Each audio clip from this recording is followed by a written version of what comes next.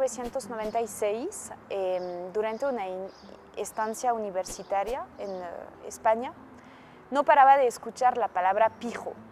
De hecho, parecía ser una palabra de moda, ¿no? Y no entendía si esta remitía a una clase social determinada o a un estilo indumentario clásico o a una mentalidad conservadora. Sí entendía que más o menos me remitía a los BCBG franceses, ¿no? Y luego descubrí al llegar a México que podría ser un equivalente de los fresas mexicanos, pero en realidad no entendía bien todo lo que abarcaba la palabra. Buscaba en los diccionarios, pero no era de gran ayuda porque en los diccionarios las definiciones que aparecían era pijo igual miembro viril o naderilla. Entonces, pues así es como empezó la investigación. Decir que voy a estudiar a los pijos no es sinónimo de decir voy a estudiar a la clase burguesa. Es a la vez eso, porque el término pijo puede remitir a facetas de la burguesía, pero también es mucho más o mucho menos que eso, dependiendo desde dónde lo miramos, ¿no? Sentía que había algo inestable en el término, sentía que era necesario ir más allá de la etiqueta y del estereotipo que encierran terriblemente, ¿no? Y quería entender la multiplicidad de comportamientos sociales que esto implicaba. En el campo de las ciencias sociales se suele privilegiar el estudio de los de abajo, ¿no? Pocos estudios se interesan por las clases altas o media altas, lo que considero una lástima, porque por muy privilegiadas que puedan parecer desde un criterio material, las personas de clases altas se pueden encontrar encerradas en situaciones impuestas por las normas de su grupo y o en situaciones limitantes que se fabrican ellas mismas y que les impiden conquistar su autonomía. De hecho, eso es lo que yo llamo las cárceles invisibles, ¿no? Y que es un hilo conductor en varias de mis investigaciones.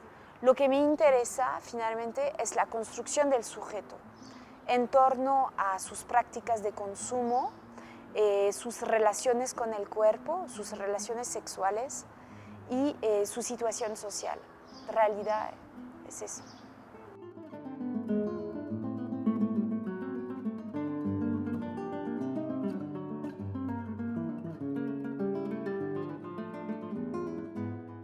Realicé esta investigación desde una postura teórica metodológica que es la antropología de la comunicación. O sea, no trabajé desde un acercamiento estrictamente sociológico porque el fenómeno de los pijos rebasa el aspecto de la clase social. Lo que me interesó fue describir las realidades de estas personas, estudiar su punto de vista y comprender los procesos comunicacionales que se establecen a nivel de sus relaciones sociales e interpersonales, ¿no? La antropología de la comunicación se inspira teóricamente, o sea, en teorías de Delheims o también de escritos como los de Godunov, Birdwhissell o Goffman, es muy goffmaniano. Y sobre todo se funda en un trabajo de campo prolongado con largos periodos de observación, participante o no, y unos apuntes sistemáticos en un diario. De hecho, espero sobre todo que se disfrute la lectura desde los datos empíricos, porque es un texto impregnado de trabajo de campo, conviven muchas observaciones y reflexiones sacadas del diario de campo.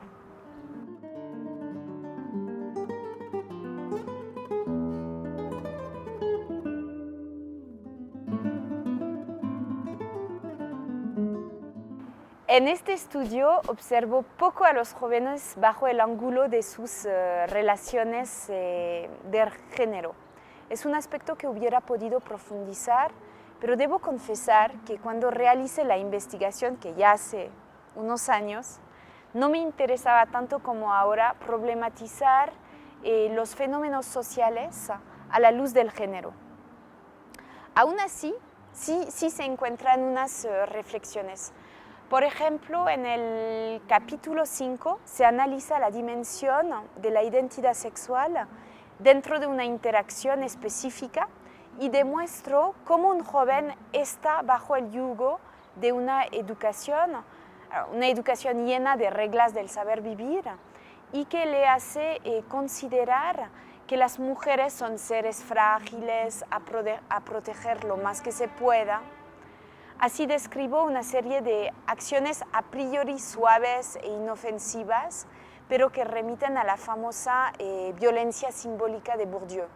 Por ejemplo, aludo a acciones como abrir la puerta del coche a una mujer, caminar del buen lado de la banqueta, en fin, cosas de este tipo. En el capítulo 7 también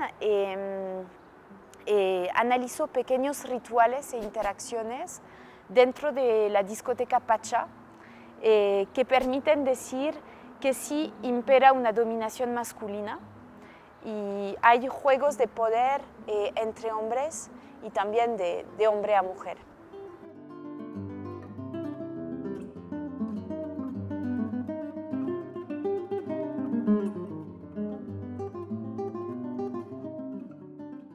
Últimamente varias personas me han afirmado, un poco con tono de broma, oye, pero los pijos con la crisis económica ya no existen, ¿verdad? No.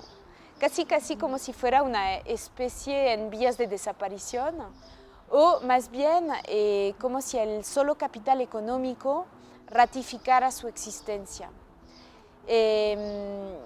Yo creo que estamos frente a un fenómeno un poco más complejo. Si por pijos nos referimos a personas procedentes de las clases burguesas dominantes, más allá de lo económico, interactúan fuertes dosis de capitales sociales, culturales, simbólicos, incluso transmitidos de generación en generación, ¿no? Y si por pijos nos referimos a personas que arbolan todos los signos de un deseo de ascensión social, tampoco es una crisis económica que va a impedir estos comportamientos. Una crisis puede frenar el consumo, ¿no? O puede reducir el poder adquisitivo, pero no puede erradicar todo lo que va con este consumo, en términos de creencias, de deseos y sueños, pues de símbolos, ¿no?